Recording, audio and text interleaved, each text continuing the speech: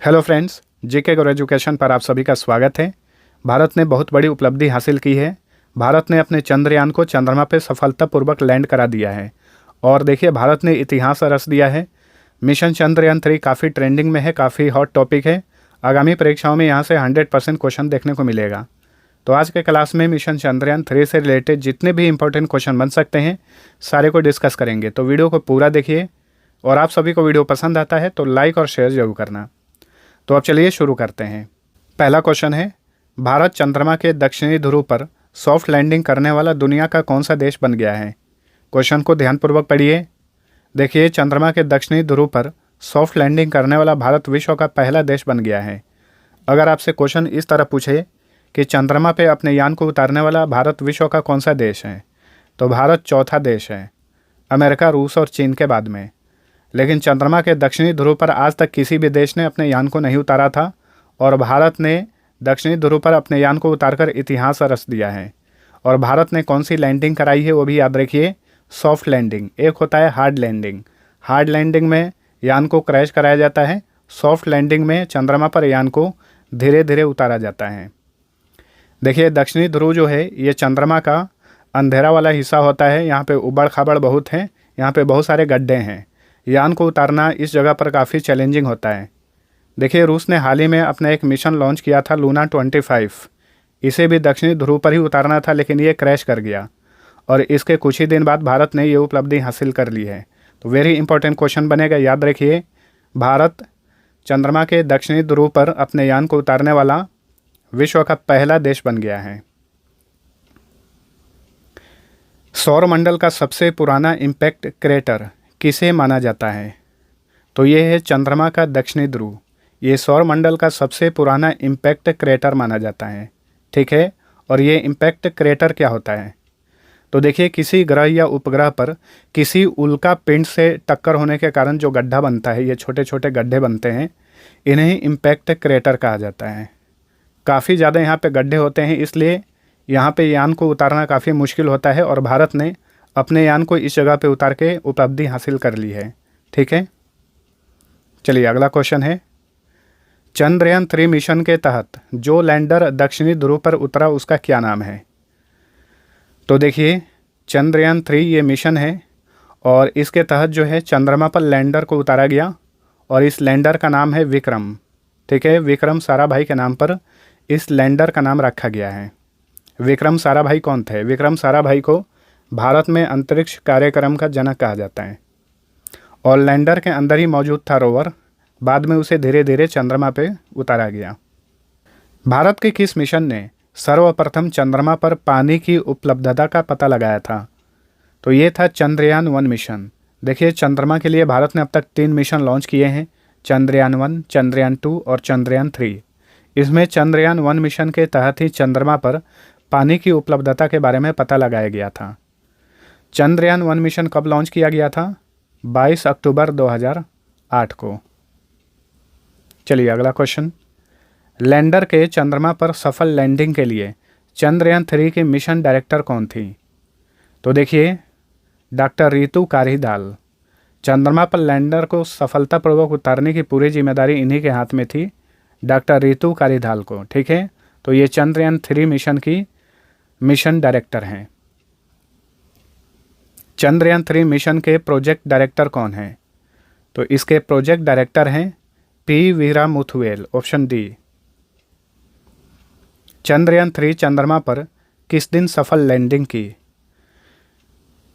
तो 23 अगस्त 2023। भारतीय इतिहास में दर्ज हो चुका है, 23 अगस्त 2023 को ही भारत ने अपने चंद्रयान को चंद्रमा पर सफलतापूर्वक लैंडिंग कराई।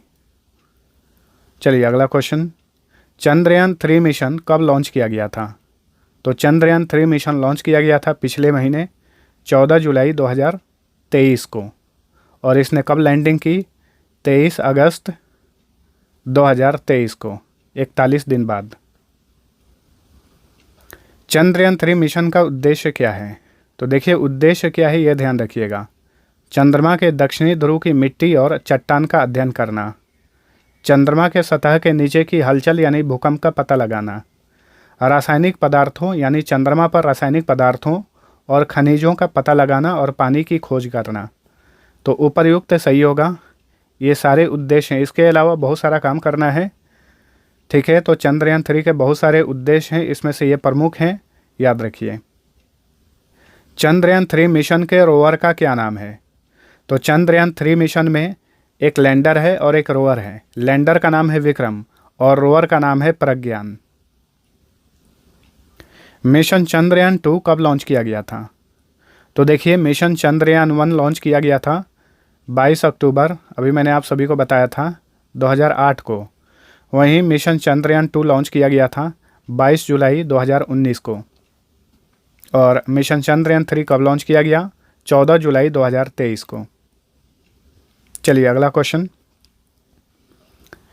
देखिए। मिशन चंद्रयान-2 जो है ये असफल रहा था, लेकिन इसे पूर्ण रूप से असफल मत मानिए, क्योंकि इसका एक ऑर्बिटर जो है चंद्रमा के कक्षा में ही रहा और वो वहाँ से काम करता रहा, लेकिन इसका जो लैंडर चंद्रमा पे उतारना था वो उतर नहीं पाया था, क्रैश कर गया था। इसलिए चंद्रयान-2 असफल था, लेकिन पूर्ण रूप से असफल नहीं था। मिशन चंद्रयान-2 के समय इसरो के अध्यक्ष कौन थे? इसरो भारत की अंतरिक्ष एजेंसी है, इसे भारतीय अंतरिक्ष अनुसंधान संगठन कहा जाता है। तो चंद्रयान-2 मिशन के समय इसरो के अध्यक्ष थे डॉक्टर के सिवन। चंद्रयान-3 मिशन पर कुल कितना खर्च हुआ है? तो चंद्रयान-3 मिशन की कुल लागत है 615 करोड़ रुपए। देखिए, चंद्रयान-1 मिशन की कुल लागत थी 386 करोड़ रुपए, चंद्रयान-2 मिशन का कुल लागत था 978 करोड़ रुपए और चंद्रयान-3 मिशन की कुल लागत है 615 करोड़ रुपए। चंद्रयान-3 का कौन सा भाग अपनी बुद्धि से चांद की सतह पर जानकारी इकट्ठा करेगा? तो ये है रोवर। मैक्सिमम काम इसी का है, रोवर का है। तो छोटा सा, मात्र 26 किलोग्राम का है, लेकिन यही पूरा काम करेगा, लगभग पूरा काम यही करेगा रोवर।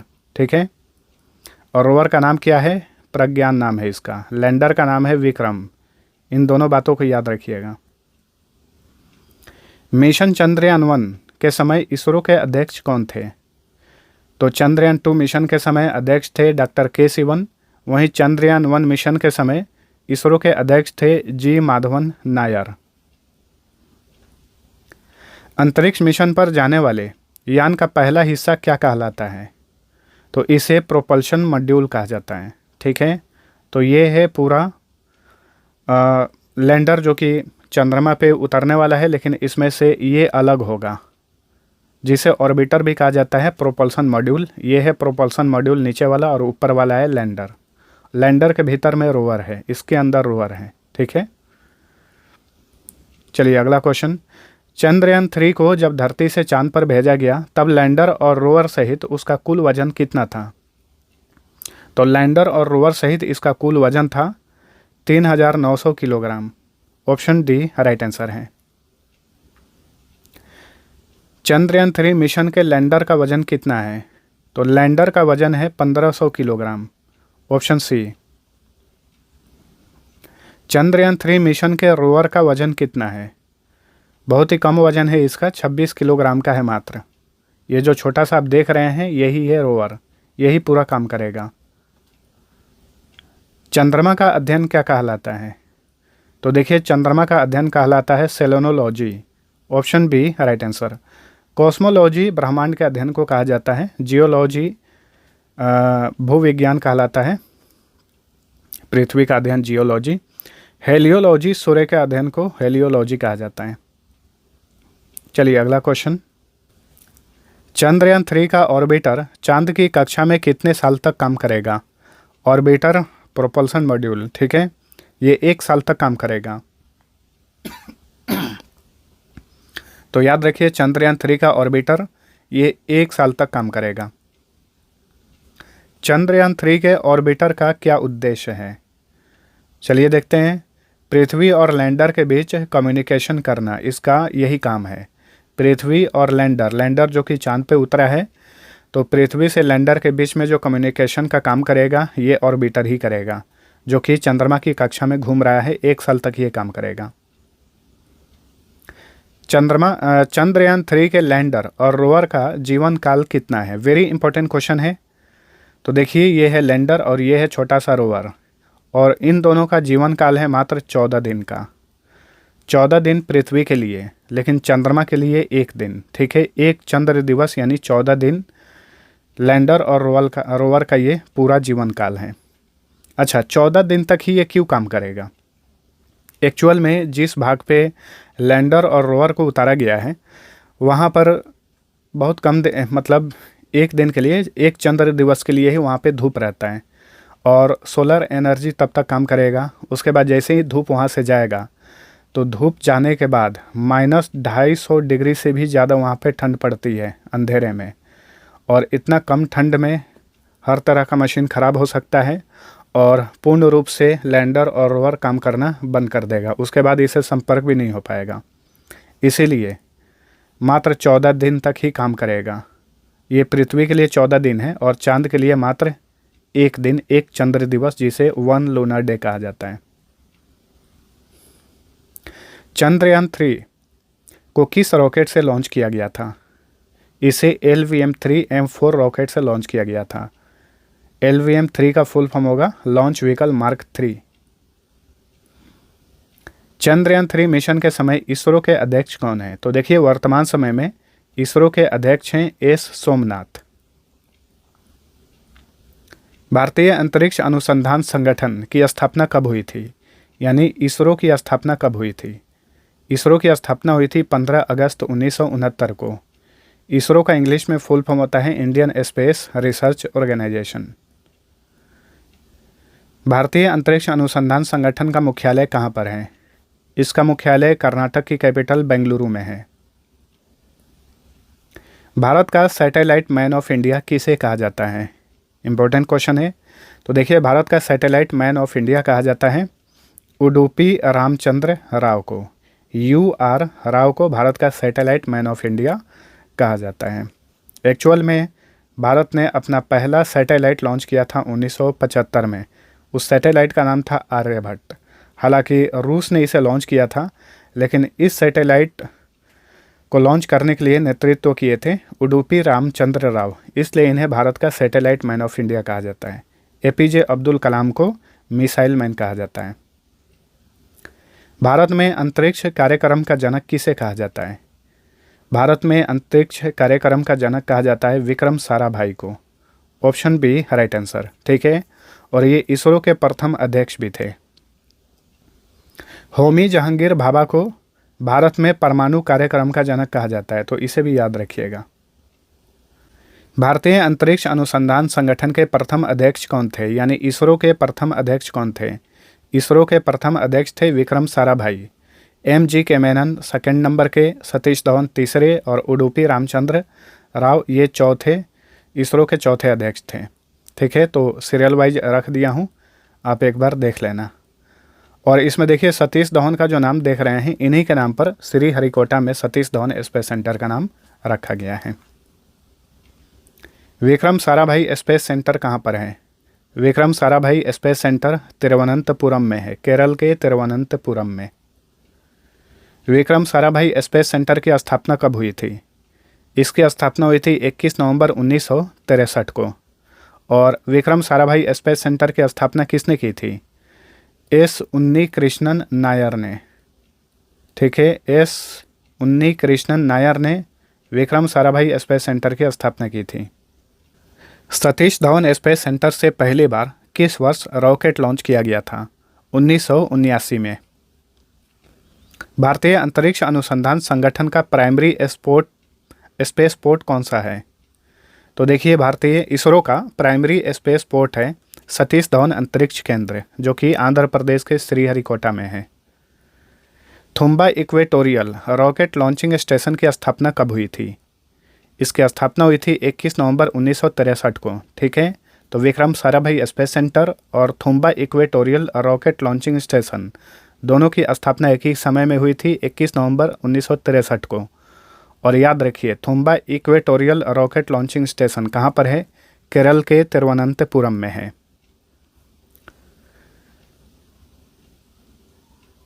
चंद्रयान 3 लॉन्च के लिए प्रमुख रूप से किस रॉकेट इंजन का उपयोग किया गया? तो देखिए चंद्रयान 3 लॉन्च करने के लिए प्रमुख रूप से जिस रॉकेट इंजन का प्रयोग किया गया, इसका नाम है C-25 क्रायोजेनिक इंजन। भारत का अंतरिक्ष मंत्रालय किसके पास है? तो भारत का स्पेस मिनिस्ट्री जो है प्रधानमंत्री के पास है, प्रधानमंत्री नरेंद्र मोदी के पास। लेकिन इस मंत्रालय के राज्य मंत्री कौन है? जितेंद्र सिंह हैं। चंद्रयान 3 ने लॉन्च होने के 10वें दिन चंद्रमा पर लैंडिंग की। तो देखिए, चंद्रयान 3 को 14 जुलाई 2023 को लॉन्च किया गया और इसने 23 अगस्त 2023 को चंद्रमा पे लैंडिंग की, 41वें दिन। Option C. भारत का पहला उपग्रह आर्यभट्ट 19 अप्रैल 1975 को डैश द्वारा लॉन्च किया गया था। तो ये देखिए, भारत का पहला उपग्रह था जिसका नाम था आर्यभट्ट। इसे 1975 में सोवियत संघ द्वारा लॉन्च किया गया था। भारत के स्वदेशी रॉकेट से लॉन्च प्रथम उपग्रह का क्या नाम था? तो देखिए, भारत शुरुआत में सबसे पहले अपने जो भी सैटेलाइट को लॉन्च किया, सोवियत संघ के मदद से लॉन्च किया, यानी सोवियत संघ ने ही लॉन्च किया। लेकिन भारत ने पहली बार अपने खुद के रॉकेट से प्रथम उपग्रह को कब लॉन्च किया था? 1980 में लॉन्च किया था। और इस उपग्रह का क्या नाम था? रोहिणी। चंद्र तल पर मानव को उतारने वाला प्रथम देश कौन सा है? तो चंद्रमा के सतह पर मानव को उतारने वाला विश्व का पहला देश है अमेरिका। ठीक है, 1969 में इसने मानव को चांद पे भेजा था। और उन दोनों का नाम याद रखिएगा, नील आर्मस्ट्रांग और बज एल्ड्रिन। ठीक है, ये दो लोग थे जो कि चांद पर गए थे। लेकिन नील आर्मस्ट्रांग का नाम ज़्यादा आता है क्योंकि यान के अंदर से पहली बार उतरकर चांद पे कदम रखने वाले पहले व्यक्ति थे नील आर्मस्ट्रांग। ठीक है, और दूसरे व्यक्ति बज एल्ड्रिन। अंतरिक्ष में जाने वाले प्रथम एशियाई कौन थे? अंतरिक्ष में जाने वाले प्रथम एशियन व्यक्ति थे फाम तुआन। फाम तुआन जो कि वियतनाम के थे। इन्होंने 1980 में ये उपलब्धि हासिल की। अंतरिक्ष में जाने वाले प्रथम व्यक्ति कौन थे? तो देखिए, अंतरिक्ष में जाने वाले विश्व के प्रथम व्यक्ति थे यूरी गागरिन। यूरी गागरिन जो कि रूस के थे। 1961 में इन्होंने अंतरिक्ष की यात्रा की थी। अच्छा, ये किस यान से गए थे वो भी पूछा जाता है। वोस्तोक 1 रॉकेट का नाम था। अंतरिक्ष में जाने वाले पहले भारतीय कौन थे? तो अंतरिक्ष में जाने वाले पहले भारतीय थे राकेश शर्मा। ये 1984 में गए थे। अच्छा, ये किस यान से गए थे वो भी याद रखिएगा। रूस के यान से गए थे जिसका नाम था सोयूज T-11। अंतरिक्ष में जाने वाली प्रथम महिला कौन थी? तो देखिए, अंतरिक्ष में जाने वाली प्रथम महिला थी वैलेंटीना व्लादिमीरोना तेरेश्कोवा और ये रूस की थी। इन्होंने कब यात्रा की थी? 1963 में। तो वैलेंटीना तेरेश्कोवा ये अंतरिक्ष में जाने वाली, अंतरिक्ष की यात्रा करने वाली प्रथम महिला थी। भारत का पहला रिमोट सेंसिंग सैटेलाइट कहाँ से लॉन्च किया गया था? तो भारत का पहला रिमोट सेंसिंग सैटेलाइट लॉन्च किया गया था बैकानूर से। और ये बैकानूर कहाँ पर है? ये कजाकिस्तान में है।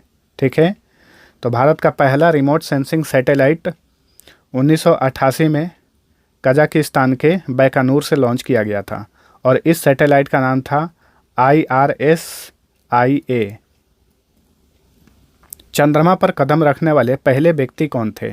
तो चंद्रमा पर कदम रखने वाले पहले व्यक्ति थे नील आर्मस्ट्रांग जो कि अमेरिका के थे। ठीक है, और उसके बाद सेकंड नंबर के व्यक्ति बने बज एल्ड्रिन, ये भी अमेरिका के थे। अंतरिक्ष अनुसंधान के लिए भारतीय राष्ट्रीय समिति का गठन कब किया गया था? 1962 में विक्रम साराभाई ने अंतरिक्ष अनुसंधान के लिए भारतीय राष्ट्रीय समिति का गठन किया था। चंद्रमा की सतह पर उतरने वाला प्रथम अंतरिक्ष यान कौन था? तो देखिए, सबसे पहले रूस ने ही अपने अंतरिक्ष यान को चंद्रमा पे उतारा था। उसका नाम था लूना 1। ठीक है, ऑप्शन ए सही उत्तर है। 1959 में ही इस यान को चंद्रमा पे सफलतापूर्वक उतारा गया था रूस द्वारा। अंतरिक्ष में तैरने वाले प्रथम व्यक्ति कौन थे? तो अंतरिक्ष में स्पेस वॉक या फिर चहलकदमी करने वाले प्रथम व्यक्ति थे एलेक्सी लियोनोव। ठीक है, इसका मतलब ये हुआ अंतरिक्ष में जाने वाले प्रथम व्यक्ति थे यूरी गागरिन जो कि रूस के थे।